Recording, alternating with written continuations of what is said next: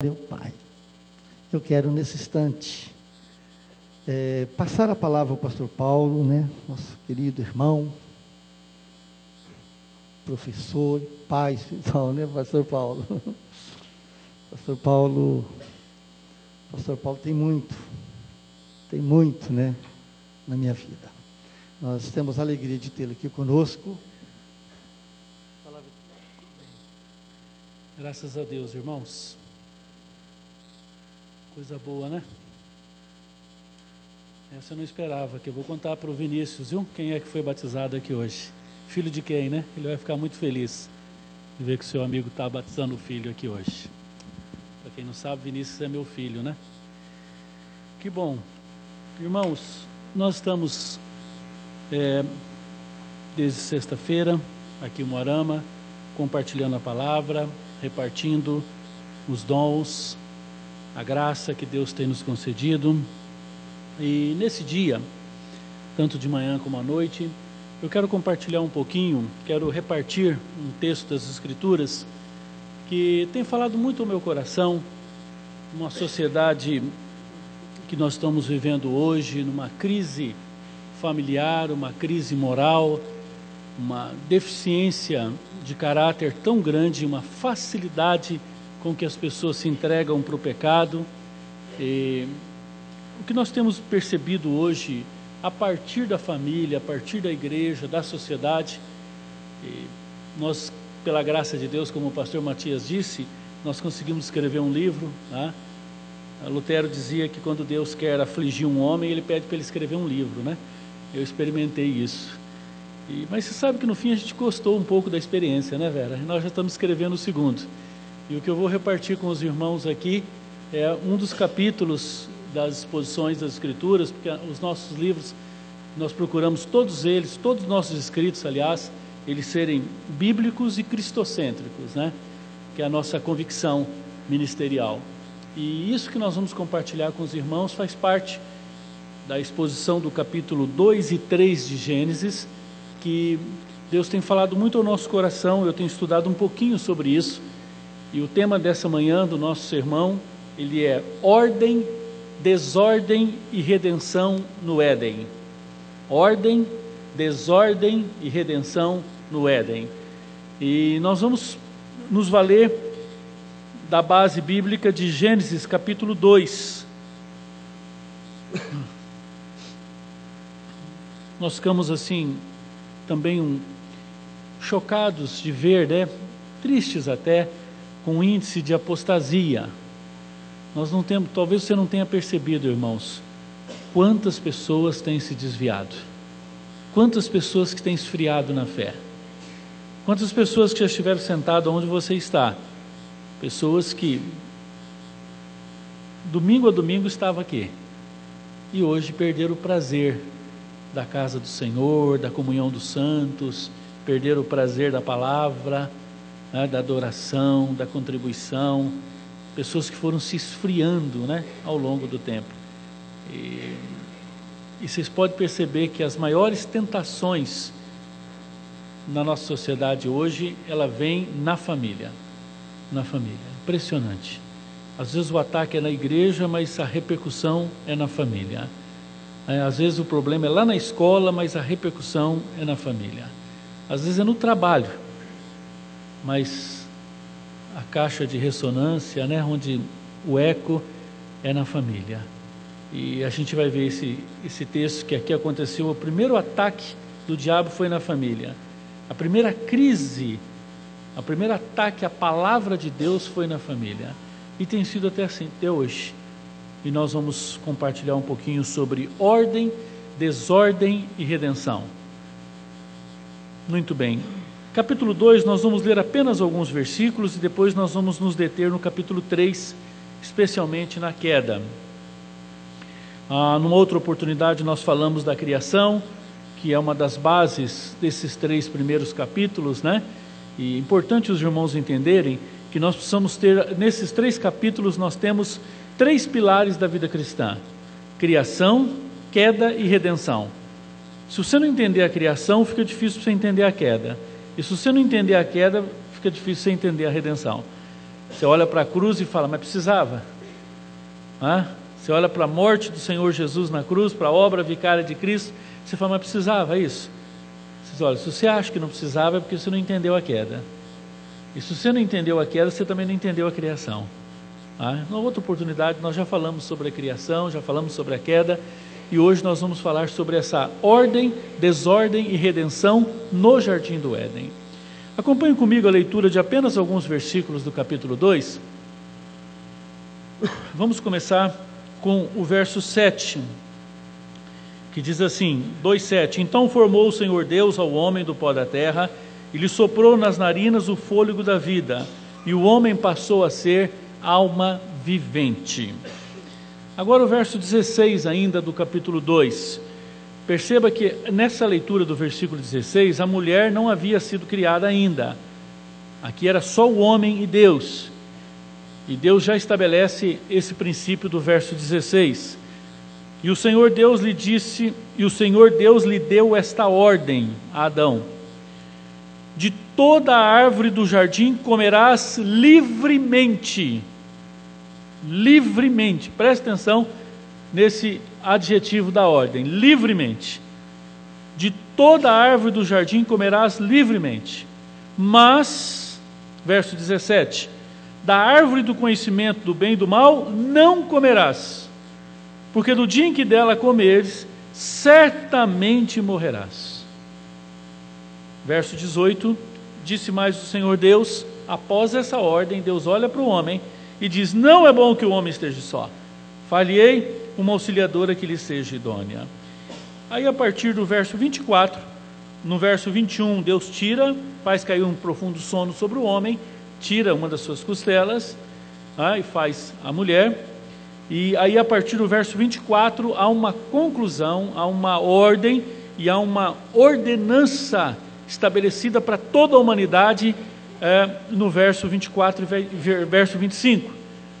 Porque Deus viu que o homem não era bom, e porque Ele criou a mulher e o homem, agora Ele estabelece o padrão e diz: por isso, ou seja, por causa de todas essas coisas que aconteceram anteriormente, deixa o homem pai e mãe, e se une à sua mulher, e torna-se os dois uma só carne. Ora, um e outro, o homem e sua mulher, estavam nus e não se envergonhavam. Preste atenção que, como só tinha Adão e Eva, essa ordem não era a ordem do casamento não era só para Adão e Eva, era para todos nós. Tanto que o verso 24 vai dizer: por isso deixa o homem pai e mãe. Nem Adão nem Eva tinham pais, né? Obviamente, então essa ordem é para todos nós. A partir do capítulo 3, do verso 1, nós temos a narrativa da queda, a orientação, a explicação de Deus em Gênesis sobre a queda. E disse assim: mas a serpente, a mais sagaz que todos os animais selváticos que o Senhor Deus tinha feito, disse à mulher: é assim que Deus disse, não comereis de toda a árvore do jardim? Respondeu-lhe a mulher: do fruto das árvores do jardim nós podemos comer, mas do fruto da árvore que está no meio do jardim, disse Deus: dele não comereis, nem tocareis, para que não morram. Então a serpente disse à mulher: é certo que você não vai morrer. Você não vai morrer nada, pode comer à vontade que não morre. Porque Deus sabe que no dia em que dele comerdes, se abrirão os vossos olhos, e como Deus, sereis conhecedores do bem e do mal. Você vai ser igual a Deus, pode comer. E aí o verso 6, nós temos a consumação e a causa da queda. Tem a palavra de Deus, tem a palavra da serpente, mas aqui a queda se dá a partir de uma outra circunstância. A mulher não ouve nem Deus nem a serpente, ela é influenciada pela serpente, influenciada pelo diabo, mas a base da decisão da mulher está no verso 6. Vendo a mulher que a árvore era boa para se comer, vendo a mulher que era agradável aos olhos e árvore desejável para dar entendimento, tomou do fruto, comeu e deu também ao seu marido, e ele comeu. Abriram-se então os olhos de ambos e perceberam que estavam nus. Coseram folhas de figueira e fizeram cintas para si. Quando ouviram a voz do Senhor Deus que andava no jardim pela virada do dia, esconderam-se da presença do Senhor, o homem e sua mulher, porém, por entre as árvores do jardim. Olha que prepotência, né? Que pretensão, se esconder de Deus atrás de uma árvore. E chamou o Senhor Deus ao homem e lhe perguntou: onde estás? E ele respondeu: ouvi a tua voz no jardim, e porque estava nu tive medo e me escondi. Perguntou-lhe Deus: quem te fez saber que estava nu? Comeste da árvore que te ordenei que não comesse? Então disse o homem: a mulher que me deste por esposa, ela me deu da árvore e eu comi. Disse o Senhor Deus à mulher: o que fizeste? Que é isso que você fez? E respondeu a mulher: a serpente me enganou e eu comi. Então o Senhor Deus disse à serpente: visto que isso fizeste, maldita és entre todos os animais domésticos e o és entre todos os animais selváticos. Rastejarás sobre o teu ventre e comerás pó todos os dias da tua vida. E agora no verso 15, irmãos, nós temos o primeiro anúncio da pessoa de Cristo. Aqui nós temos o embrião do Evangelho. A cruz aparece pela primeira vez na história da humanidade. E Deus promete, e Deus faz um compromisso com a humanidade a partir do pecado. Porém inimizade entre ti e a mulher, entre o teu descendente e o seu descendente. Este te ferirá a cabeça, e tu lhe ferirás o calcanhar. Louvado seja o nome do Senhor. Graças a Deus pela sua palavra. Amém e amém. Irmãos, esse texto, ele coloca uma angústia no nosso coração. Quando nós lemos a narrativa da criação, da ordem, depois a gente percebe a desordem do pecado, a gente percebe a redenção a partir dessa promessa. Esse texto nos deixa assim perplexos. Algumas perguntas surgem no nosso coração. Ora, se Deus tinha todo o poder, por que Deus criou a serpente? Se Deus tinha domínio sobre todas as coisas, por que Deus não cercou no jardim para a serpente não entrar? Por que Deus não colocou um dispositivo anti-pecado, como tem dispositivos anti-furto, que tivesse um dispositivo anti-pecado para Adão e Eva? Na hora que fosse pecar, ficassem paralisados, estáticos. Parasse tudo, parasse o cérebro, o coração. Só quando eles desviassem do pecado é que eles voltassem a funcionar. Por que Deus permitiu a queda? Por que Deus, na sua soberania, na sua grandeza, no seu poder, já não estabeleceu uma ordem definitiva, eterna? Quem criou o mal? Quem abriu espaço para o mal no jardim? Se tinha só Deus, se tinha só o homem, só a Eva, se tudo estava em harmonia, por quê? A impressão que a gente tem às vezes é que Deus deu uma descuidada. Será? Deus descuida? Eu sei, irmãos, que essas são algumas perguntas que nós nunca teremos respostas plenas e satisfatórias. Mas algumas ilustrações podem nos ajudar a pelo menos entender um pouquinho mais a respeito desse texto bíblico. Eu quero contar uma ilustração que, como toda ilustração, ela é deficitária no seu propósito de explicar tudo, mas ela é sinalizadora de pelo menos alguns lampejos, alguns sinais daquilo que pode ser o que nós entendemos desse texto. Você imagina você morando num prédio, no terceiro andar, por exemplo, de um prédio. Em frente a esse prédio tem uma casa de um conhecido seu, um homem forte, vigoroso, um lutador de jiu-jitsu, quem sabe um oficial da polícia, um militar, quem sabe um homem armado em casa, um homem muito forte, muito preparado, esperto, inteligente, capaz. E na frente você está olhando para a casa dele, e lá na calçada o seu filhinho de 3 anos de idade sai para brincar. E você lá da janela olhando tudo aquilo. De repente encosta um carro, um bandido, sujeito mal encarado, mal intencionado, olha para a criança, olha para um lado, olha para o outro, não vê ninguém. E aí ele desce com um pacote de bala na mão, seu coração já dispara. E aí ele vai para o lado da criança, sinaliza uma bala, começa a seduzir a criança já dá um sorriso, você apavora. A hora que você está fazendo menção de descer, você olha na janela, o pai está vendo tudo. E aí aquela cena, você na janela, o filho sendo tentado, e o pai vendo, você diz, ele vai descer, ele vai arrebentar com tudo. Ele vai dar voz de prisão, ele vai usar a sua força. E a sedução começa a aumentar e daqui a pouco a criança já está no colo do bandido e já está rindo e já está beijando o bandido, fazendo carinho, trocando bala e ganhando, e vai entrando para dentro do carro e ele vai embora e o pai não faz nada. E aí você começa a ter algumas conclusões. Primeiro, esse pai não ama esse filho. Segundo, esse pai ama esse filho, mas ele é fraco, ele não tem força, ele não tem poder. Ou então ele tem poder, mas não tem força.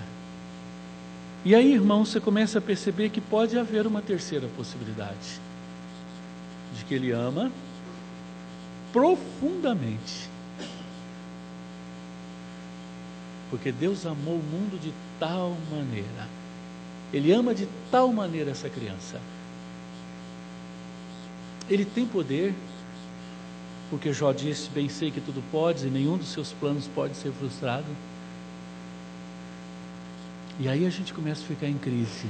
Se ama e tem poder, por que não interferiu? E a resposta, irmãos, que pode nos ajudar, é de que Ele tem um plano maior para revelar a sua glória, o seu poder, a sua misericórdia. Isso vai acontecer lá na cruz. O final dessa história, dessa criança sendo roubada no carro, vai terminar lá na cruz e é anunciado aqui nesse versículo como o propósito da redenção. É nessa perspectiva que nós vamos compartilhar um pouco desse texto nessa manhã. Irmãos, esse texto mostra que foi na família que aconteceu o primeiro ataque à vontade de Deus. Se você estuda as Escrituras, você vai saber que a vontade de Deus ela é boa, perfeita e agradável. E quando a vontade de Deus não é feita, as coisas dão erradas. Não tem outro caminho. E aqui a palavra de Deus é questionada pelo diabo. Adão e Eva, eles seguem o seu coração e não a palavra. Irmãos, Deus, pela sua graça e misericórdia, não reage ao erro humano, mas Deus na sua presciência e no seu amor já provê a redenção. Irmãos, aprendam uma coisa: Deus nunca reage, Deus só age. Deus nunca é pego de surpresa. Deus não foi cuidar de alguma coisa lá no céu e quando Ele olhou o homem já havia caído. Não houve descuido de Deus. Deus por nenhum momento deixa de ser onipresente, onipotente, onisciente. Tudo que Deus faz está dentro de um projeto maior. Deus é imutável. A W. Pink chega a dizer que a imutabilidade de Deus chega a ser irritante. Ele é imutável eternamente. Nas nossas inconstâncias, nas nossas variações, nas nossas mudanças, nós não conseguimos nem imaginar um ser imutável. Nunca muda. Porque só precisa mudar quem precisa melhorar. E Ele é perfeito, vai mudar o quê? Eu sei que a nossa mente é muito restrita para entender os atributos de Deus. Mas esse texto nos mostra, irmãos, que Deus tinha uma vontade. E a vontade de Deus não mudou com o pecado. Deus tem um propósito através da queda. Deus usa o mal para a sua glória. Deus reverte o mal em manifestação do teu poder. É isso que Deus faz. Irmãos, a família de Adão e Eva foi atacada.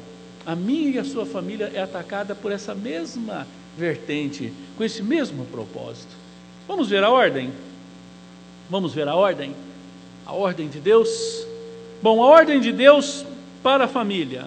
Primeiro, se você perceber nas entrelinhas desses versículos, e até em alguns versículos, havia uma harmonia perfeita entre Deus, Adão e Eva. E essa harmonia a Bíblia vai chamar, e João vai tratar isso tanto no Evangelho como nas Epístolas, e ele vai resumir isso em uma só palavra: comunhão. Irmãos, comunhão não é amizade, comunhão não é afinidade, comunhão é uma palavra bíblica que há entre um ser que ama a Deus e o outro. Comunhão é um estado de relacionamento proporcionado pela cruz através do poder do Espírito Santo. Você não tem amizade com o irmão, você tem comunhão. Comunhão é muito mais profundo. Comunhão fala de intimidade, fala de liberdade, fala de alegria. A agenda de Adão e Eva era uma agenda leve, de colheita, de andar com Deus todos os dias. Você já imaginou que privilégio? Adão e Eva, na virada do dia, passeava com Deus, batia papo com Deus, conversava com Deus. Irmãos, hoje, por causa do pecado, nós só podemos orar porque o sangue de Jesus está sobre nós, senão a ira de Deus cairia sobre nós, nós seríamos destruídos. Mas nessa época, Adão e Eva tinham comunhão com Deus, andava com Deus, tinha intimidade com o Senhor. Irmãos, que harmonia, que estado, que alegria. Havia uma ordem clara. Interessante você pensar, quando nós pensamos em comunhão, em alegria e bem-estar, e liberdade, a gente pensa assim, bom, liberdade quer dizer fazer o que quer, né? Na nossa cabeça, liberdade é fazer o que a gente quer. Adão podia fazer o que ele queria? Não. Não. Porque Deus é um Deus de ordem. E antes de Deus criar a mulher, Deus já olha para Adão, no capítulo 2, e no verso 16, e diz: Adão, deixa eu te dar uma orientação. Esse negócio que foi feito para mim, para minha glória, tudo foi feito para a glória de Deus. Irmãos, Deus nunca fez nada para nós. Esse negócio da gente achar que a gente é mimado, que a gente é o centro da atenção de Deus, está fora. Deus fez tudo para a sua glória. Esse dia lindo que você está vendo aqui, Deus fez para a glória dele. Nós podemos usufruir pela sua misericórdia. O jardim Deus fez para a sua glória. Pasmem, eu sei que isso assusta até algumas pessoas. Até o Senhor Jesus, a razão primeira por que Jesus morreu, a gente acha que Jesus morreu por nós, né, irmãos? Isso é obra secundária.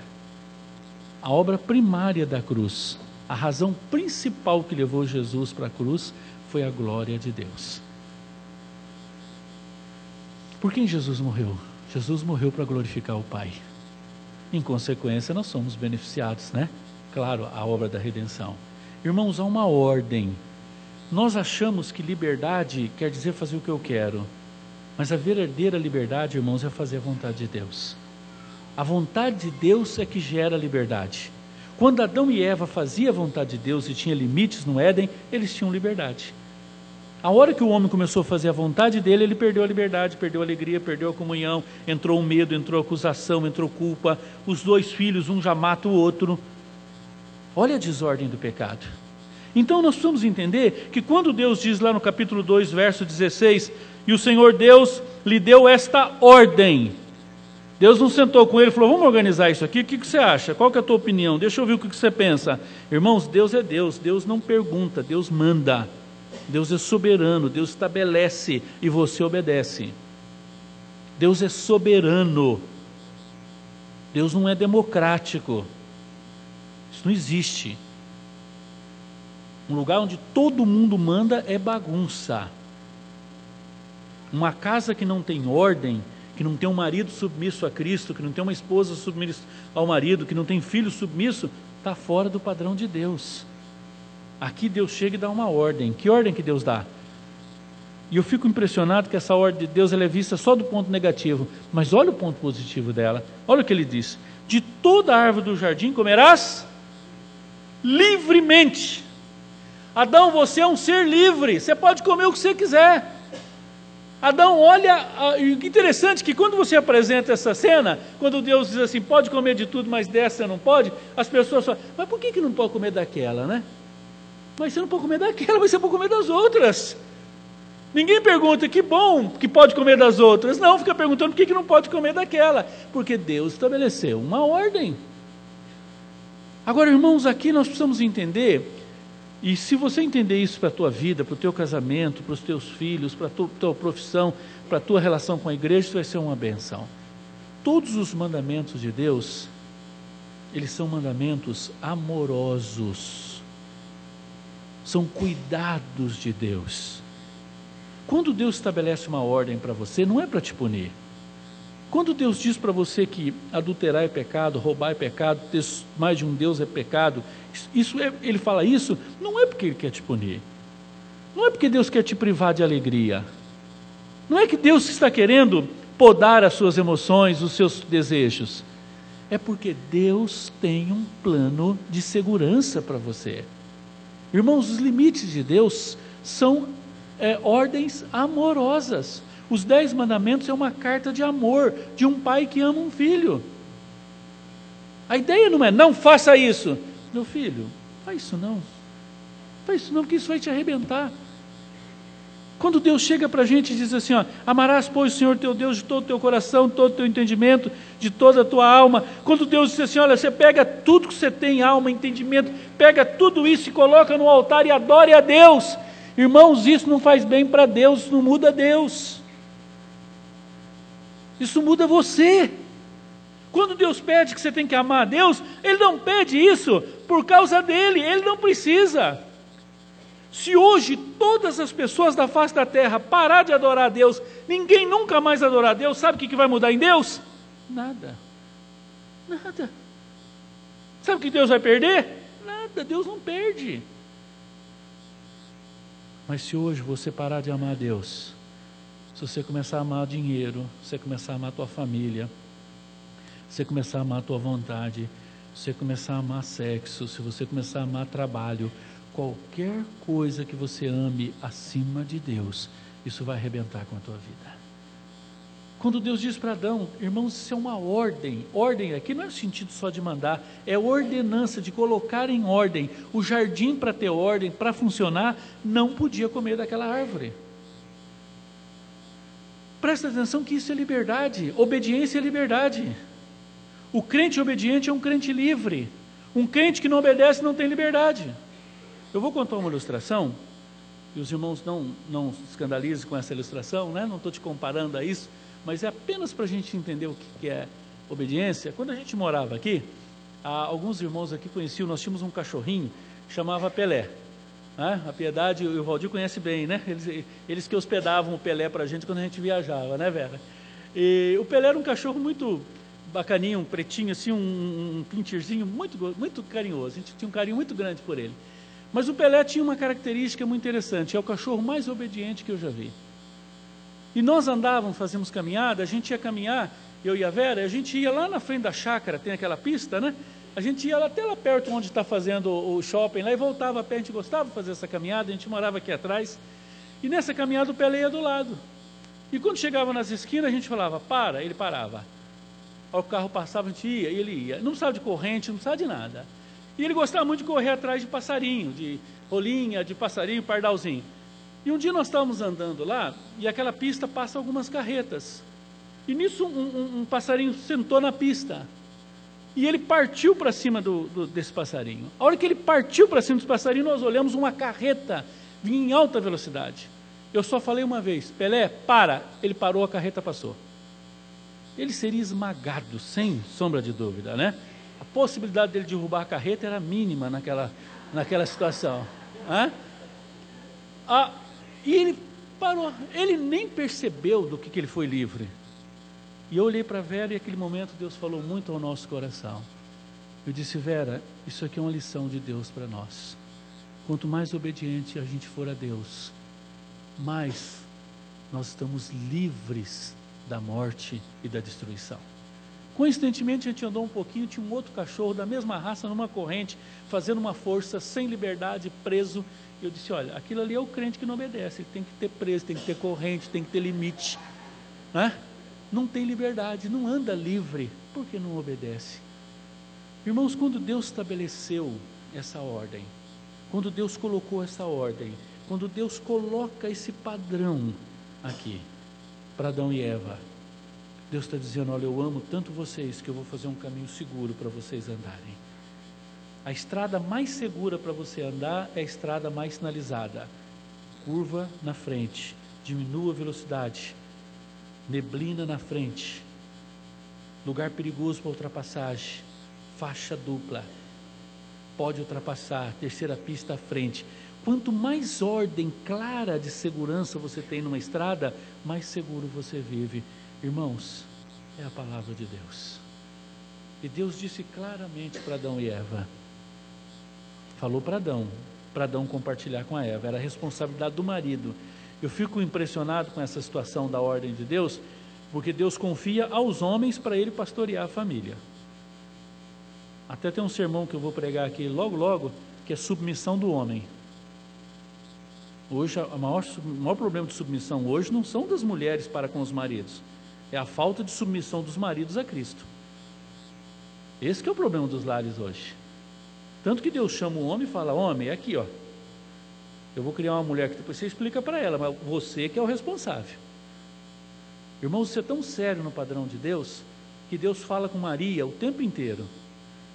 Deus fala: Maria, você vai ter um filho, vai ser gerado, vai ser Jesus. Maria aceita, Deus vai falando. O dia que ela casa, Deus não fala mais com ela, fala com José. E José compartilha com ela e ela obedece. É um princípio de autoridade. Há mulheres que se sentem extremamente desconfortáveis com isso. Irmãos, mas a submissão é um privilégio, é uma bênção, entendida do ponto de vista bíblico. Deus olha para aquela situação e diz: olha, tudo era bom, mas o homem só, vamos fazer. E aí Deus estabelece a ordem familiar, que é o verso 24 e verso 25. Por isso deixa o homem pai e mãe, e se une a sua mulher e tornam os dois uma só carne. Quem tiver interesse em olhar isso com mais detalhe, nossas mensagens, nossas palestras, né? A gente explica amplamente isso. No nosso livro também tem um capítulo só sobre esse deixar pai e mãe, que é muito importante dentro de uma estrutura de casamento. Bom, irmãos, esse é o cenário da ordem. A ordem estava estabelecida. Agora, não é por causa do pecado que essa ordem vai mudar, viu? Aí tem a queda, tem a redenção, e o plano de Deus hoje é o mesmo. Ok? E nós vamos continuar esse sermão à noite. À noite nós vamos falar sobre a desordem do pecado. Nós vamos falar sobre a queda em cima de 3 situações. Nós vamos falar sobre a concupiscência da carne, a concupiscência dos olhos e a soberba da vida. Você que não tiver oportunidade, vai ser transmitido à noite, né? Você pode acompanhar pela internet. Irmãos, o plano de Deus é um plano de ordem. Deus é um Deus ordeiro. A desordem é causada pelo diabo e pelo pecado. E pelo homem. Nós somos os agentes da desordem. Você vai ver que a mulher ouve a serpente, mas ela não vai só pela serpente, ela vai por ela. Que Deus nos dê um coração obediente, Deus nos dê um coração firmes na sua palavra, que eu e você possamos crer que o padrão de Deus, o princípio de Deus é um padrão maravilhoso de segurança e de vida. Amém? Deus abençoe. Pastor Rodrigo.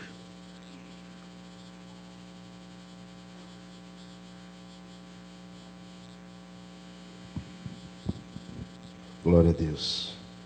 Deus falou com você, meu irmão, nesta manhã. Amém? Vamos orar. Pai, nós te agradecemos, meu Deus, por aquilo que o Senhor ministrou ao nosso coração. E queremos te pedir, meu Deus, que o Senhor grave essas verdades, meu Deus, de modo que possam nortear, Pai, cada uma das nossas escolhas.